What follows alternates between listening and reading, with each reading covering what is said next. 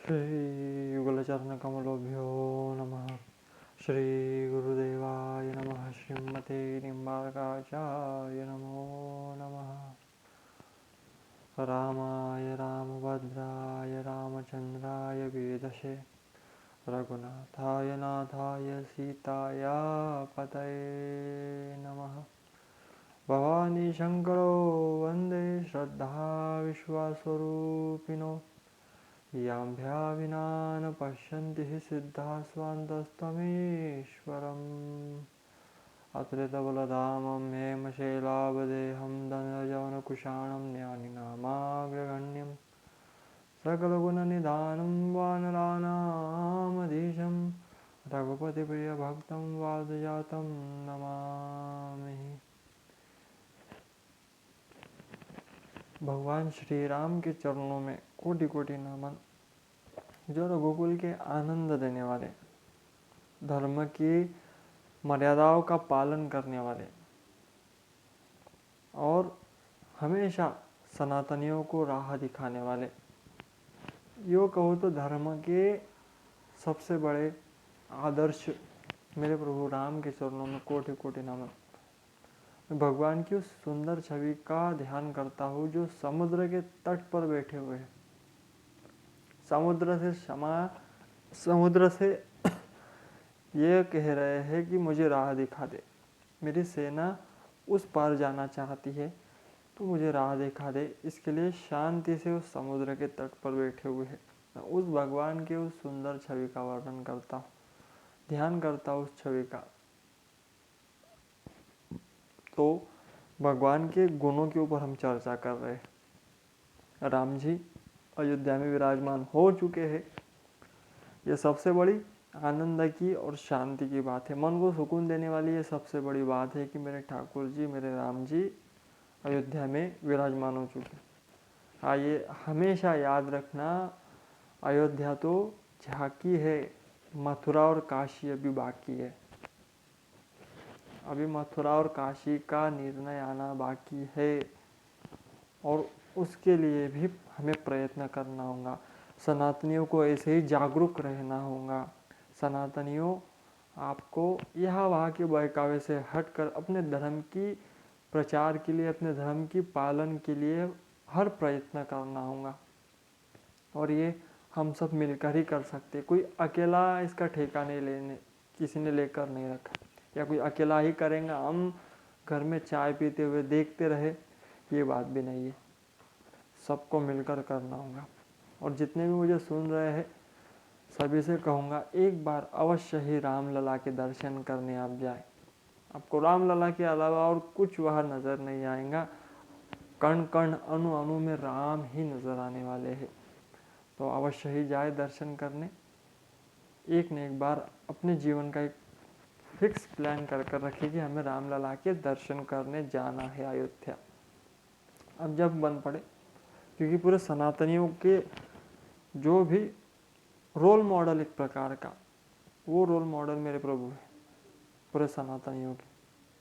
पूरे सनातनियों को धर्म यदि समझना है तो राम जी को समझना होगा।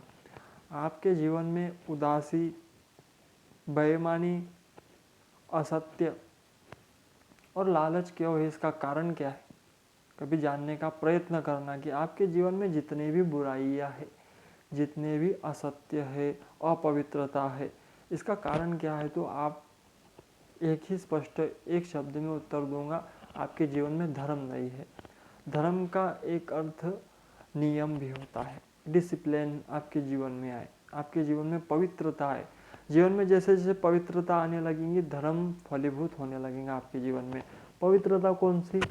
सबसे पहली पवित्रता तो आपके विचारों में आए, इंटरनल, अंदर से शुरू करना। विचारों में पवित्रता है, आपके विचार पवित्र हो, शुद्ध हो।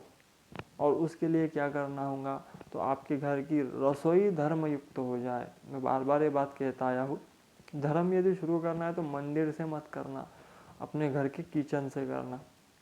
वहाँ किसी को पकाया ना जाए, किसी को काटा ना जाए, ये बात ध्यान में रखना।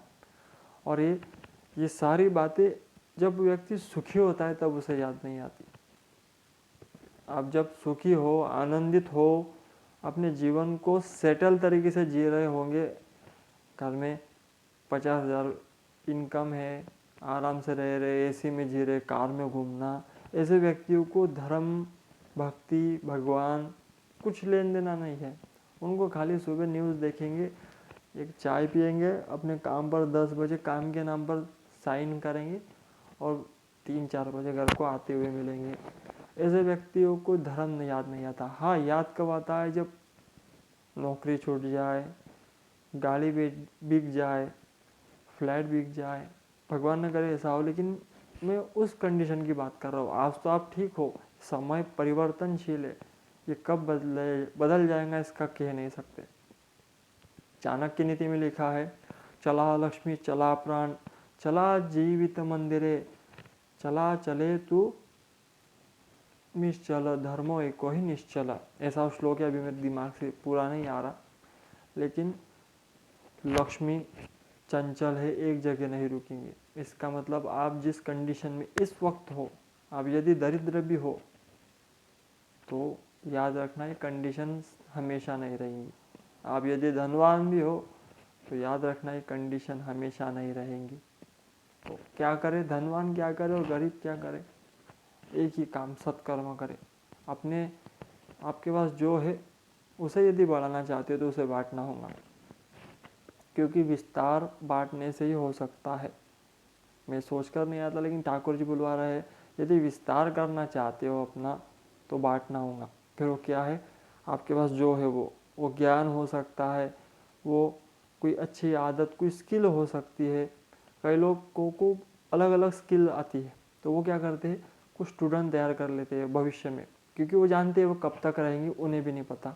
जो विवेकवान होंगे, बुद्धिमान होंगे, उन्हें ये बात समझ आती है। वो जानते हैं कि मेरे पास तो ये हमेशा नहीं रहने वाली, तो इससे अच्छा है कि मैं कुछ लोगों को और सिखा दूँ, ताकि मैं तो चला जाऊँ लेकिन ये स्किल यहाँ बनी रहे, स्किल औरों को आती रहे।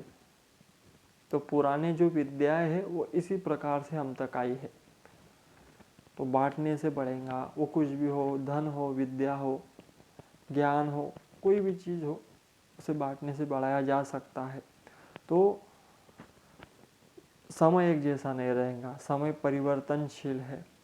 ऐसा एक वाक्य जिसे आप अच्छे समय वालों को भी सुना दो तो भी वो सजग हो जाए, और बुरे समय वालों को भी सुना दो तो वो भी सजग हो जाएगा, उत्साह से भर जाएगा। वो वाक्य क्या है? समय हमेशा एक जैसा नहीं रहता, ये समय भी गुजर जाएगा। तो जो आज अच्छे कंडीशन में है, आप ऐसे ही बने रहना चाहते हो तो सत्कर्म, धर्म को अपने जीवन में लाओ, क्योंकि चाणक्य ने सही बात लिखी है कि परिवर्तनशील है, लक्ष्मी चंचल है, एक जगह नहीं रुकेंगे। आज आपके पास है, कल किसी और के पास होंगी, परसों किसी और के पास होंगी। तो लक्ष्मी एक जगह नहीं रुकेंगी। दूसरा, प्राण चलायमान है, ये श्वासें चल रही है पग पग पर।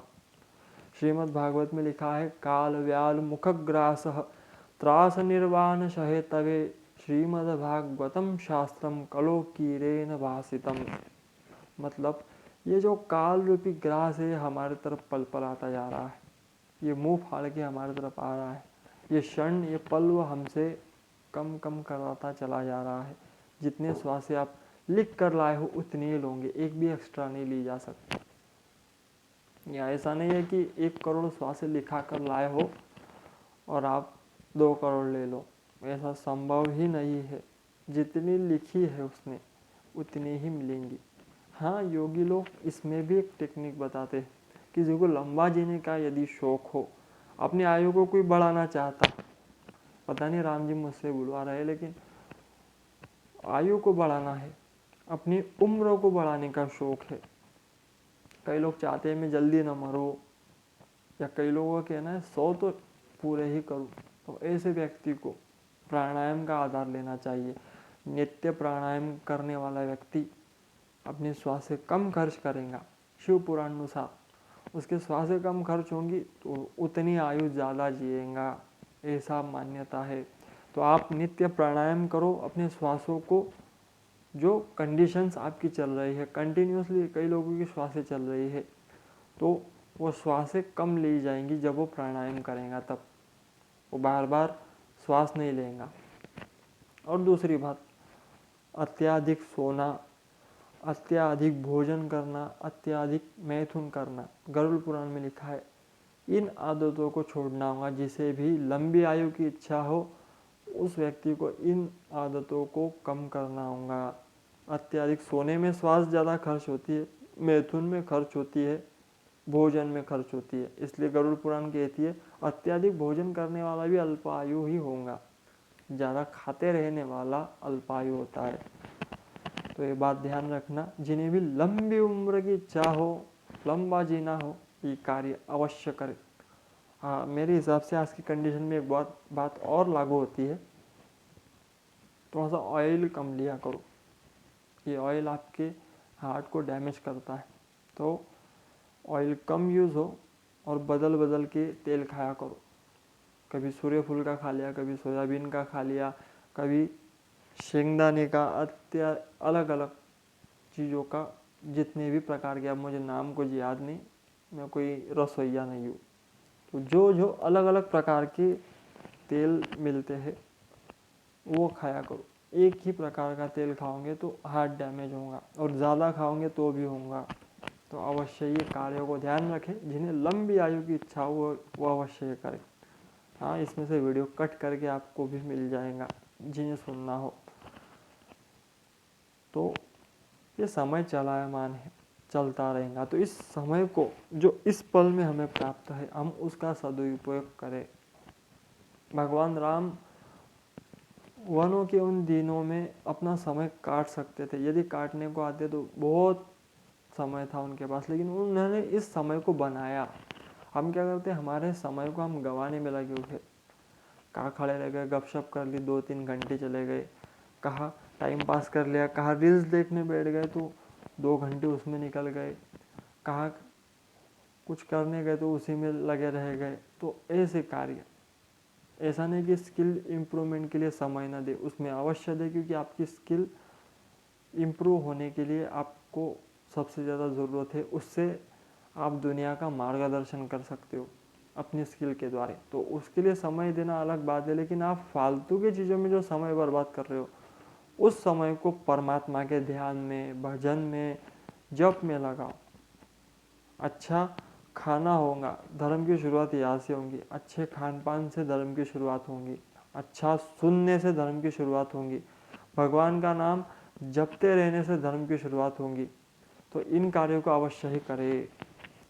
इन कार्यों को करने से आपके जीवन में धर्म का उदय होगा।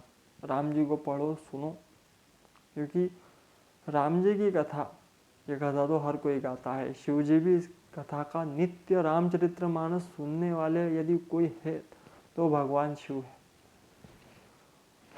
मैंने पहले दिन कहा था ना, राम कथा मुनि बर जब खानी, सुनी महेश परम सुख मानी। परम सुख मानकर सुनते वो, उन्हें 24 घंटे राम कथा सुनना और गाना, इसके अलावा और कोई काम नहीं। और यदि काम है तो ध्यान में बैठ जाएंगे, राम जी के ध्यान में चले जाएंगे। ऐसे भोलेनाथ, आपसे ज़्यादा बिजी तो वो है, लेकिन फिर भी अध्यात्म के लिए उनके पास समय है। आप कहोगे हमारे पास समय नहीं है, स्कूल है, कॉलेजेस है, इतने अलग अलग होमवर्क है, वो है, ये सबको है, ऑफिस का काम भी सबको है, हर कार्य सबको है, लेकिन उसमें भी जो समय निकाल ले उसी को तो गृहस्थ कहा जाएगा, जो अपने व्यस्त दिनचर्या में धर्म के लिए समय निकाले। वही तो भक्त है, वही तो धर्मात्मा है। मैंने पहले मानस चिंतन या किसी कथा में कहा था कि जो व्यक्ति दिन भर काम करता है, सिटी का युवा दिन भर कार्य करता है, शाम को 5-6 बजे वो किसी इस्कॉन टेम्पल में चला जाता है और वहाँ जाके क्या करता है, श्री राधे जय राधे, जय श्री कृष्ण बोलो जय राधे, क्या करता है, कीर्तन करता है। क्योंकि कलयुग केवल नाम आधारा, सुमेरे सुमेरे नर उतर ही पारा। कलयुग में केवल एक ही हरिनाम ही केवलम, भगवान का नाम ही आपका कल्याण करेगा, भगवान का नाम ही आपके रास्ते बनाएगा। ये आडंबरों में जो फंसे पड़े हो ना, ये ऐसी चीज़ है कि आप दवाइयाँ छोड़कर इंजेक्शन तो ले रहे हो, लेकिन ऐसा इंजेक्शन ले रहे हो जिससे इस समय तो राहत मिलेगी, लेकिन भविष्य में ये बेकार परिणाम देगा। जैसे कोई तकलीफ हो तो इमरजेंसी इंजेक्शन ले तो रहे हो, लेकिन इस इंजेक्शन का साइड इफेक्ट भी है। ये अभी राहत दे रहा है, अभी कई लोगों को आनंद आ रहा है कि मेरा यहाँ मसला है, वहाँ मसला है, मुझे ये मिल रहा है, वो मिल रहा है, मेरी तो इतनी गर्लफ्रेंड है, मैं तो इस बातों में फंसा हूँ, मेरा ये है वो है। इसमें ही फंसे हो, मानो इंजेक्शन लेकर रखा है, लेकिन इसका साइड इफेक्ट जब भविष्य में होगा तब बर्बादी के कगार पर पहुंच जाओगे, और तब शायद ये बातें याद आए, और याद करने के पछतावा ही मिलेगा और कुछ नहीं मिलेगा। हमारे सर हमेशा एक बात कहते थे कि दुनिया में हर चीज़ की मेडिसिन मिल सकती है, लेकिन पछतावे की कोई मेडिसिन नहीं मिलेंगी, पश्चाताप की कोई दवा किसी मेडिकल में नहीं मिल सकती। इसलिए पश्चाताप करने से बेहतर है अभी सुधरो, क्योंकि अभी आप जाग सकते हो। ये समय है जागने का, ये समय है समझने का धर्म क्या है, अध्यात्म क्या है।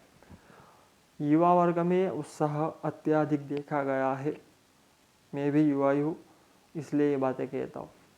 अत्यधिक उत्साह देखा गया है भगवान के भजन का, कीर्तन का, और ये कीर्तन वो हर शाम को जाकर करते हैं। तो आप भी कुछ युवा मिलकर अलग अलग गाँव में कार्य कर सकते हो।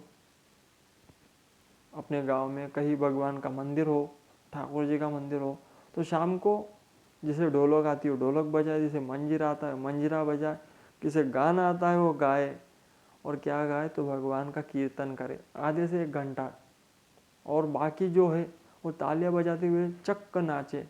तो दुनिया का कोई डिप्रेशन आपको घेर नहीं सकता। लिख के ले लो ये बात। जब भी जीवन में अत्यधिक डिप्रेशन आए, मानसिक तनाव आए, कुछ समझ ना आए कि क्या करना है, उस समय किसी भी कीर्तन में जाकर बैठ जाना। जैसे वृंदावन के लोग करते हैं, वो यही कार्य करते हैं, किसी कीर्तन में जाकर बैठ जाते हैं, और वो कीर्तन में वो अपने डिप्रेशन को ही भूल जाते हैं। तो डिप्रेशन फांसी बने उससे पहले डिप्रेशन को मार दो, और डिप्रेशन को मारने के लिए ये कार्य सबसे बेस्ट है। किसी भी कीर्तन में जाओ, वहाँ जाकर बैठ जाओ। इसलिए मैं कह रहा हूँ कि आपके घर के आसपास किसी कॉलोनी में एक मंदिर होगा, उस मंदिर को लोकेशन बनाओ। पहले तो हर दिन तो कोई नहीं आएगा, अलग अलग कारण बताएंगे।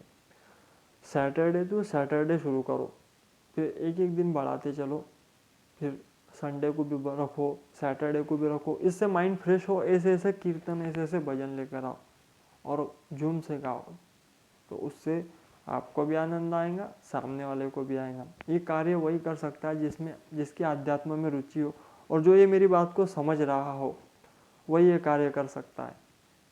तो अवश्य आप ये ट्राई कर देखना। आपके आसपास के कॉलोनी में आसपास जो मंदिर है, शिव मंदिर है, राम मंदिर है, हनुमान जी का मंदिर है, तो हर शनिवार को वहाँ कीर्तन रखो और सभी को आमंत्रित करो।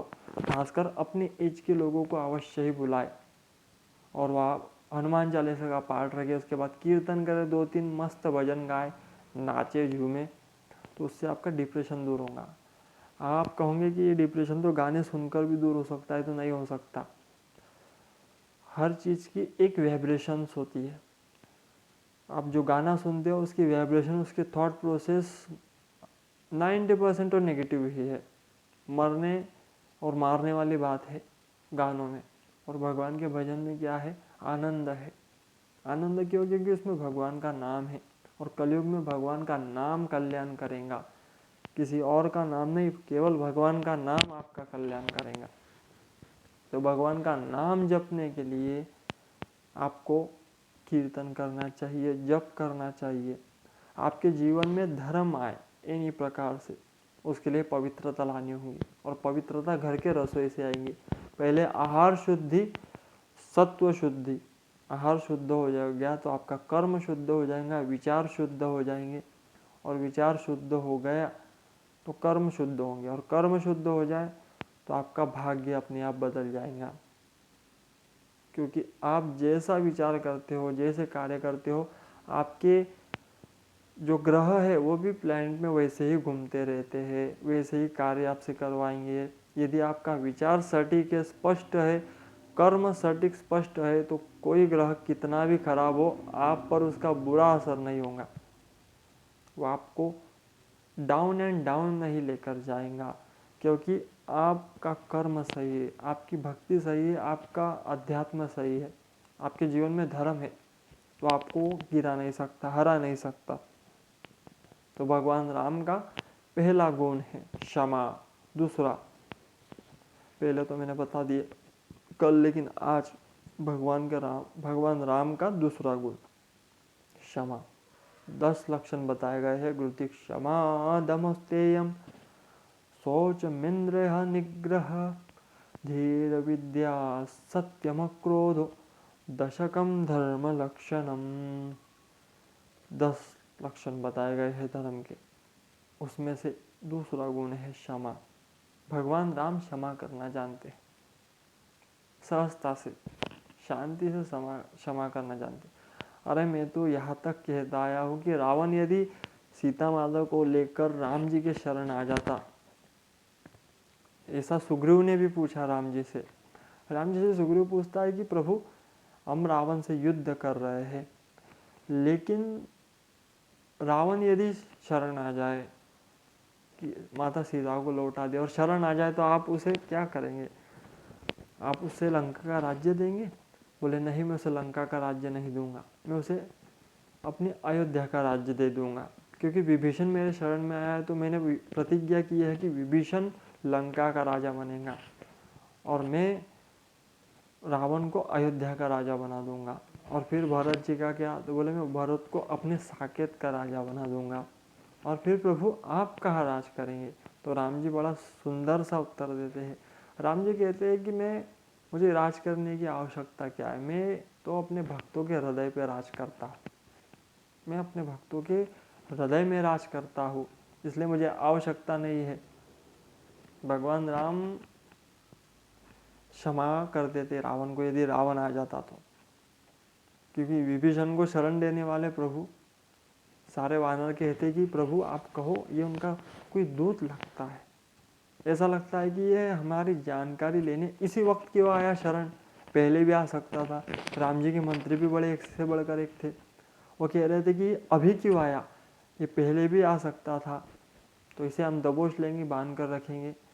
तब भगवान ने कहा नहीं, उसे बांधा नहीं जा सकता, छोड़ो, वो मेरी शरण आया है, मेरे दर पे आए हुए व्यक्ति को ऐसा नहीं करना चाहिए, वो कैसा भी है, वो मेरे शरण आया है तो मेरा हो गया। तो भगवान राम ने विभीषण को अपनी शरण दे दी। इतने दयालु है, इतना क्षमा करना जानते हैं किसी के अपराध को भी। विभीषण ने हालांकि बहुत समझाया रावण को, लेकिन रावण नहीं माना। कई लोग विभीषण को गलत दृष्टि से देखते, घर का भेदी लंका ढाया। अरे वो लंका ढाने के लिए नहीं गया था राम जी के शरण में, उसे समझ आ गया था कि इनके साथ रहा तो मृत्यु निश्चित है, तो मरने से अच्छा है जीने वाले पार्टी में चले जाओ, जो मुझे दया भी करेंगी, मुझे सत्य का मार्ग भी दिलाएंगी। यही कार्य यदि कर्ण करता तो कर्ण की और गति हो सकती थी। इसका अर्थ ये नहीं कि उसकी गति गलत हुई, लेकिन वो और दृष्टि से लिया जा सकता था, इतना स्ट्रगल उसके लाइफ में नहीं होता था। विभीषण ने यही कार्य किया, क्योंकि यदि अधर्म हमारे साइड में है, कौरव के साइड में जितने भी थे सब धर्मात्मा थे, उन 100 कौरवों को छोड़ के सब धर्मात्मा थे, लेकिन फंसे क्यों? अपना पद, अपनी प्रतिष्ठा, अपने वचनों में बंधे रह गए। लेकिन विभीषण के पास ऐसा कुछ नहीं था, उसके पास उसके वचन थे जिसमें बंधा रह सके, न ऐसे संबंध भी थे। ये कौन से सगे होने वाले थे, ये मर गए, उनका शोक नहीं मनाने वाले थे, तो ये जो लूटे लुटाए इनमें रहकर क्या फायदा? बड़ा विवेक चाहिए, बड़ी बुद्धि चाहिए।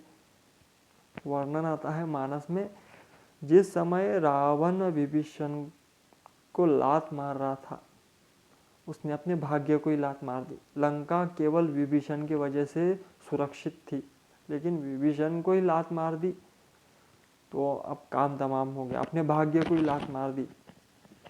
तब से वो दुर्भाग्यशाली हो गया, भाग्य ने उसका त्याग कर दिया, उसके मानो एक सुरक्षा कवच ही समाप्त हो गया, क्योंकि लंका पूरी तरह से जीती नहीं जा सकती थी जब तक विभीषण वहाँ था।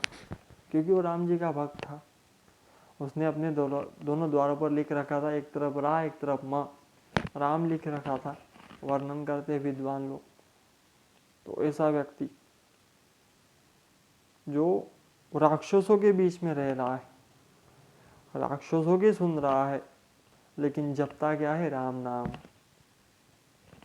सारे युवाओं से कहूँगा, कितने भी बुरे लोगों में रहो, कितने भी असत्यवादी, शराबी, जुआरी आपके आसपास होंगे, उन पर ध्यान मत दो, अपना राम नाम जपते रहो, अपने भगवान पर ध्यान केंद्रित करो, अपने भगवान का नाम जपते रहो, क्योंकि उन पर ध्यान दिया तो उनके जैसे बन जाओगे। और आपको उनके जैसा नहीं बनना, आपको उन्हें अपने जैसा बनाना है। इसलिए ध्यान रखना, कहाँ प्रभावित होना है और कहाँ प्रभावित करके आना है, इस बात का ज्ञान आपको हो। इसके लिए आपको सबसे पहले तो कंडीशन समझनी होगी कि कैसे ग्रुप में आप हो। आपको उन्हें अपने जैसा बनाने में ध्यान लगाना है, क्योंकि आप उनके जैसा बर्ताव करते रहोगे, उन्हें पसंद आए वैसा बोलते रहोगे, तो एक दिन आएगा आप उनके जैसे हो जाओगे। फिर वो जुआरी है तो आप भी जुआरी पकड़ लिए जाओगे, वो शराबी है तो आप भी शराबी पकड़ लिए जाओगे। इसलिए ज़रूरत इसकी है कि आपको उनके जैसा नहीं बनना, उन्हें अपने जैसा बना लेना है। और ऐसा हर बार अच्छे विचारों वाला भक्त व्यक्ति क्या सोचता है कि ये ऐसा है तो मैं इसके जैसा बोल लेता हूँ। ये गलती कभी मत करना, कभी नहीं।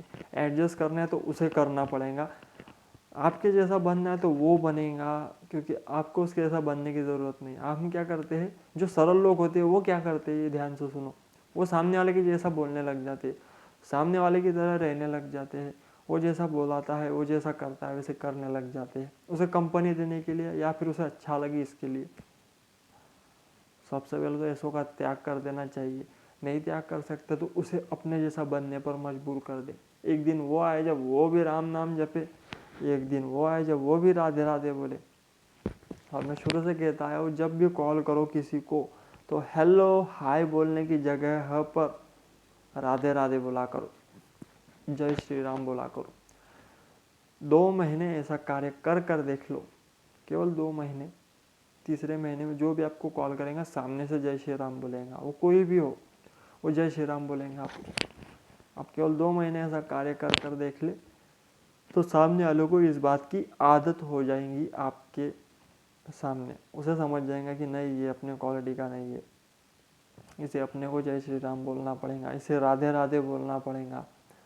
तो वैसा आप कार्य करें। अभी मैं जगन्नाथपुरी गया, वहाँ की घटना बड़ी अच्छी मुझे लगती है। वहाँ जाने के बाद वहाँ मुझे देखकर लोग राधे राधे बोलते। अब ये बात अलग है, तिलक तो हर कोई लगाता था, वहाँ धोती हर तीसरे व्यक्ति ने धोती पहन रखी थी। ये विशेषता लगी मुझे, बड़ा अच्छा लगा। तो वहाँ देखकर लोग राधे राधे बोलते। अब उन्हें कैसे पता कि मैं राधे राधे बोलता हूँ? तो एक प्रभाव है, एक स्वभाव है जो हमारा ऑरा बन जाता है। तो हमें देखकर लोग राधे राधे अपने आप बोल देते हैं। जो नहीं जानते वो भी बोल लेंगे राधे राधे। तो हमारे वजह से क्या हुआ, भगवान का नाम उसके मुख से भी निकला। तो ये पुण्य हुआ कि नहीं हुआ? तो हर व्यक्ति ये कार्य करे। जितने भी युवा सुन रहे, हेलो, दूसरे की गर्लफ्रेंड का नाम लेकर झूमने की ज़रूरत नहीं है। मुझे किसी ने बताया कि हेलो जो है ये शब्द है, ये जिसने मोबाइल बनाया, फ़ोन बनाया, उसने सबसे पहला शब्द अपनी गर्लफ्रेंड का नाम लिया। हेलो उसका नाम था एक्चुअली, ऐसा मुझे बताया गया। अभी सही है गलत है मुझसे ज़्यादा आप जानते होंगे। तो हेलो उसका नाम लिया था। तो हमें क्यों लेना उसका नाम? भाई उसकी प्रिय से थी। हमारा प्रेम तो श्री राधे श्री कृष्ण है, श्री राम है, तो हम वो बोलेंगे, सीताराम बोलेंगे, राधे श्याम बोलेंगे, राधे राधे बोलेंगे। तो फ़ोन पर ये बोला करो, ऐसी आदत गिराओ। क्षमा, भगवान क्षमा करना जानता है। समुद्र 7 दिन तक राह देख ली, लेकिन कुछ फर्क नहीं पड़ा। तो भगवान का क्षमा भाव है। चाहते तो उसी समय क्रोध कर सकते थे, उसी समय समुद्र को सोख सकते थे। क्षमा करने का एक अर्थ लोग समझ लेते हैं कि ये दुर्बल है इसलिए क्षमा कर रहा है। एक्चुअली क्षमा वही व्यक्ति कर सकता है जिसमें बदला लेने की ताकत हो। अब आपके पास ताकत ना हो और आप पहले कह दो कोई बात नहीं क्षमा कर दिया, तो वो क्षमा नहीं हुई, उसे क्षमा नहीं कहा जा सकता। क्षमा किसे कहा जा सकता है कि आप में सामर्थ्यता है बदला लेने की, सामर्थ्यता होते हुए भी सामने वाले से बदला न लेना, ये क्षमा का गुण, इसे क्षमा कहा गया। ये धर्म का दूसरा लक्षण है। भगवान राम जब युद्ध कर रहे थे रावण के साथ, तो रावण को पूरी तरह से परास्त कर दिया, उसकी सेना नष्ट प्राय कर दी जितनी उस दिन के रूट में आई थी। रावण भी बड़ा चालाक था, एक सिस्टम बना रखा था कि इस दिन इतने लोग आए, इस दिन इतने लोग आए युद्ध करने। सच कहूँ तो पहले 2 दिन मेरी ऐसी मान्यता है, 2 या 3 दिन रावण युद्ध में नहीं आया था, इतना स्ट्रांग उसका सिस्टम था। नहीं आया था, युद्ध का मैदान तक नहीं देखा था, जहाँ युद्ध चल रहा था ना वहाँ आया नहीं था रावण। उसे इतना भरोसा था उसके सिस्टम पे कि यही जीत लाएंगे, मेरी तो ज़रूरत भी नहीं है, इतना ओवर कॉन्फिडेंस था, आत्मविश्वास था उसे। तो वो युद्ध करने जब आया, जब उसके पुत्र पौत्र आदि जब मार दिए गए, तो वो स्वयं आने लगा। तो एक दिन ऐसा आया कि वो पूरा थक हार चुका था, उसके पसीने की बूंदें लटक रही थी, जल से मुख सूख रहा था, मानो मूर्छा की अवस्था में जा रहा था। उस समय भगवान राम तीर लेकर खड़े थे, एक ही वार करते तो रावण उसी दिन चक हो जाता, लेकिन राम जी ने बाण नहीं चलाया।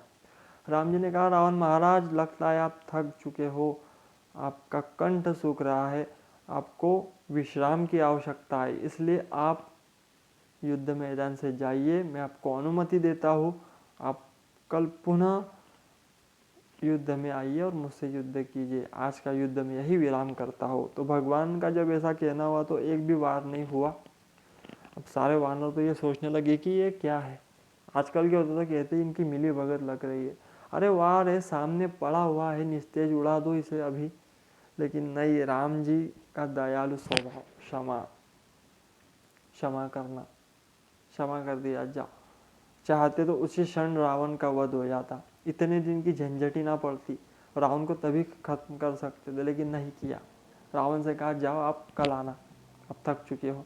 तो रावण लिखते हैं, रावण रोता हुआ गया, रावण की आंखों में आंसू है। अब किस चीज़ के आंसू है, वो कह रहा है कि ये ऐसा शत्रु भगवान हर किसी को दे, ये इतना प्यारा शत्रु है, ये मेरे भूख की मेरे प्यास की भी चिंता करता है।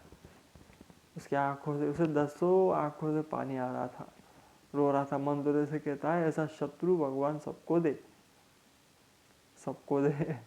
मंदोदरी ने फिर कहा कि नहीं, ऐसे चक्करों में मत पड़ो, मैं नहीं कह रहा हूँ, वो सब जानते हैं, वो राम आपके कण कण की जानते हैं, अणु अणु की जानते हैं, और आप उनसे विरोध कर रहे हो, तो ये आपकी मूर्खता है।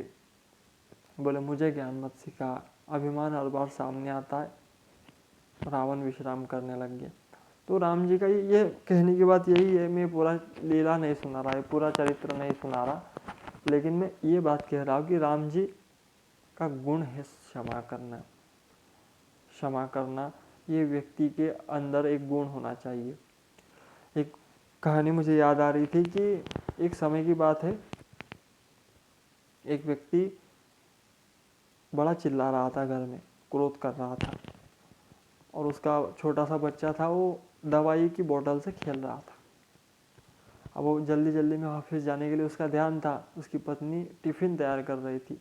वो चिल्ला रहा था कि यह अस्त है, व्यस्त है, ऐसी चीज़ें तुम ध्यान नहीं रखती, ऐसा टोंट मार रहा था अपनी पत्नी को। जल्दबाजी में डब्बा लिया और अपना टिफ़िन लिया और चले गया ऑफिस के लिए। वो देख रहा था कि उसका बच्चा एक बोतल से खेल रहा है दवाई की। ऑफिस पहुंचा, एक आधे या 30 या 35 मिनट बाद उसे कॉल आया कि आप जल्दी से जल्दी हॉस्पिटल आइए। हॉस्पिटल गया, पूछा अपनी पत्नी से, उसकी पत्नी तो बेचारी बहुत घबरा गई थी। हुआ यह था कि उसके बच्चे ने वो दवाई पूरी की पूरी पी ली थी। अब वो घबरा गया, वो चिंता में, उसकी पत्नी सबसे ज़्यादा चिंता में, देखिए आप तो ये गुस्से में गए हैं, ये चिल्लाएंगे तो ध्यान नहीं रख सकती थी, ऐसा वैसा। बड़ा क्रोध, मन में एक दुख था उसके कि मेरा पति मुझ पर क्रोध करेगा, ताने मारेगा, चिल्लाएगा, हो सकता है मुझे मारे भी, छोड़ भी दे। ऐसे तर्क वितर्क उसके माइंड में चल रहे थे। पति ऑफिस से आया, आकर देखा बेटे की ट्रीटमेंट चल रही है, डॉक्टर ने एडमिट कर लिया है, डॉक्टर अपना काम कर रहे हैं। आया और अपनी पत्नी जहाँ बैठी थी, पत्नी तो घबरा कर उठ खड़ी हुई। गया और अपनी पत्नी से बोला, चिंता मत कर, ठीक हो जाएगा सब, हमारे बेटे को कुछ नहीं होगा। जब ऐसा कहा तो ये वो उल्टा रिएक्ट हो गया। उसने सोचा था कि ये तो चिल्लाएंगे, मुझे ताने देंगे। उसके पति ने कहा, गलती मेरी थी, मैं क्षमा मांगता हूँ, गलती मेरी थी कि मैं चाहता तो उसी समय बॉटल उसके हाथ से ले सकता था, लेकिन मैं जल्दबाजी में मैंने इग्नोर किया। तो हर बार गलती तुम्हारी नहीं हो सकती। एक बात मैंने समझ ली कि हर बार तुम्हारी गलती नहीं हो सकती, मेरी भी गलती है, और कोई बात नहीं, उसे कुछ नहीं होगा। और आज के बाद मुझे क्षमा करना कि मैं ऐसी गलतियाँ करता आया। पत्नी ने एक क्षण नहीं लगाया, अपने पति को क्षमा कर दिया और पति ने भी अपने पत्नी को क्षमा किया। यह बात यह है कि ये चाहते तो दोनों अपनी तान सकते थे। वो कह सकती थी कि तुमने ध्यान नहीं दिया, ये कह सकता था कि तूने ध्यान नहीं दिया। यह एक दूसरे को समझकर क्षमा मांगी। तो रामचरितमानस यही सिखाती है, रामायण हमें यही सिखाती है। पूरी रामचरितमानस पढ़ लेना, भगवान राम और माता सीता का कभी झगड़ा नहीं हुआ। क्यों नहीं हुआ? क्योंकि उनके बीच में एक समझौता, एक समझ थी, एक दूसरे के प्रति एक, वो अंग्रेजी शब्द मेरे दिमाग में नहीं आ रहा, एक दूसरे के प्रति एक समझ की भावना थी, एक दूसरे को समझ कर चलने वाले थे। राम जी कुछ चाहते तो सीता जी केवल हाव भाव से समझ जाती, और सीता जी कुछ चाहती तो राम जी केवल हाव भाव से समझ जाते। तो ये एक दूसरे के प्रति अंडरस्टैंडिंग ये होना ज़रूरी है। ये रामायण सिखाएंगे, ये राम जी का चरित्र सिखाएंगा। एक दूसरे को क्षमा भी करना सीखो कि हाँ ठीक है, कोई बात नहीं, होते रहता है। बदला लेने की ताकत रखते हुए भी क्षमा करना ही क्षमाशील व्यक्ति का लक्षण है। राम जी तो कईयों से सहज ही बदला ले सकते थे, लेकिन उन्हें क्षमा करना था। वो भगवान है तो उसे क्षमा करना ही होगा। हमसे भी कई अपराध होते हैं, दुनिया भर में कितने पाप एक दिन के अंदर होते होंगे, आप सोच नहीं सकते। आप नहीं करते, हम नहीं करते, ये बात नहीं है, हम छोटे मोटे तो करते, लेकिन बहुत बड़े पाप दुनिया भर में कई होते हैं। उसके बाद भी परमात्मा क्षमा करता है, उसके बाद भी वो रिएक्ट नहीं करता। वो चाहे तो एक क्षण के अंदर प्रलय ला दे, पूरी पृथ्वी को मानो अपने खेल का मैदान बना सकता है, लेकिन वो क्षमा करना जानता है। क्षमा यदि उसका गुण नहीं होता तो भगवान कैसे होता? वो भगवान है, इसलिए क्षमा करना भी जानता है। इतने सारे पापों को देखते हुए भी वो हमें क्षमा करता है, तो ये उसकी लीला है, उसका गुण है। तो चलो, भगवान के दूसरे गुण पर आज चर्चा इतनी ही करूँगा कि क्षमा करो। आप भी अपने जीवन में ये इस गुण को धारण करो, क्षमाशील बनो, माफ़ करते चलो। किसी ने आपका बुरा किया, कोई बात नहीं, आप ले सकते हो उसे बदला, लेकिन ठीक है, कोई बात नहीं, होते रहता है। ये सबसे बड़ी उपलब्धि है आपके जीवन की। बदला लेने की ताकत है आप में, लेकिन आप कह रहे हो जाने दे यार, क्या आप कई बॉडी बनाकर घूमते, कई गाड़ी को ट्रैफिक में धक्का लग जाए तो वो उठकर अपनी ताकत दिखाता है। अब बेचारा वो गरीब आदमी साइकिल पर जाने वाला, मुझे एक वीडियो किसी ने भेजा कि एक साइकिल वाला व्यक्ति का गलती से एक महंगी गाड़ी को क्रैश लग गया। अब ये उतरा, ये क्षमा मांगने लगा, मुझे माफ़ कर दो, आप बड़े लोग हो, मैं गरीब आदमी हूँ, ये गलती से मुझसे लग गया। तो वो व्यक्ति वो गाड़ी से उतरा, उस व्यक्ति से वो क्षमा मांग रहा है, वो कह रहा है कोई बात नहीं, आप ऐसा मत कहिए। वो व्यक्ति उससे क्षमा मांग रहा है। वो चाहे तो उससे बदला ले सकता था, बेचारा गरीब था, उससे क्या लेकर जाता, लेकिन नहीं, उसने उसे क्षमा कर दिया। तो ऐसे छोटी मोटी बातों के लिए हर बार आप अपने डोले दिखाते घूमो, अपने जिम का दुरुपयोग करते घूमो तो नहीं। अगर अपनी ताकत का उपयोग ही करना है तो किसी की रक्षा के लिए करो, किसी की अच्छाई के लिए करो। कोई बोझा लोटे हुए लेकर जा रहा है, आप लेकर जा दो, ये अननेसेसरी। आप लोगों की मदद करते चलोगे ना, तो परमात्मा आपको कहीं भी मदद देंगे, कहीं भी वो आपके लिए हर जगह खड़ा रहेगा। लेकिन आप बिना स्वार्थ के लोगों की मदद करने की आदत गिराओ, लोगों की मदद करने की आपकी आदत आपको हर जगह काम आएंगी, हर जगह आपके कार्यों को बनाएंगी। तो ऐसी मदद लोगों की करते चले, क्षमा करते चले लोगों को, यही जीवन है। तो इस धर्म का इस लक्षण को अपने जीवन में उतारे और इसके ऊपर कार्य करे। क्षमाशील व्यक्ति भगवान को अधिक प्रिय है। भगवान चाहते तो कैकेयी माँ से रूठ सकते थे, आपने मुझे 14 वर्ष का वनवास दे दिया, आपने ये क्या किया? तो नहीं, भगवान ने क्षमा कर दिया। भगवान ने कहा नहीं नहीं, मेरी माँ है, जैसी भी मेरी माँ है, भले मुझे 14 वर्ष का वनवास दे, लेकिन कोई बात नहीं, भगवान ने क्षमा कर दिया। तो ऐसे आप बने, छोटे छोटे बातों पर चिढ़ने के बजाय छोटे छोटे बातों पर लोगों की मदद करें, लोगों को समझे, क्योंकि हर किसी की कंडीशन आपकी तरह नहीं हो सकती, हर कोई आपके तरह नहीं बन सकता। इसलिए जिस तरह का है उसे उस तरह से समझे और माफ़ करते चले। यही जीवन में धर्म की उपलब्धि है। धर्म आपके जीवन में आ रहा है, इससे समझेगा। क्रोध तो कोई भी करेगा, सामान्य से चीज़ों पर क्रोध करने के बजाय क्षमाशील बने, ऐसा कार्य आप करें। और जिन्होंने भी आपका बुरा किया है, माफ़ करके देखो, बड़ा हल्का महसूस करोगे, बड़ा आनंददायी महसूस करोगे आप। तो ये कार्य करें। आज के सत्रों को यही पूर्ण करता हूँ। भगवान श्री राम के चरणों में प्रार्थना कि धर्म के 10 लक्षण पूरे भारत के युवाओं के मन में प्रकट हो और वो इस मार्ग पर चले। आज के सत्रों को ये पूर्ण करता हूँ। रामाय रामभद्राय रामचंद्राय वेदसे रघुनाथाय नाथाय सीताया पतये नमः।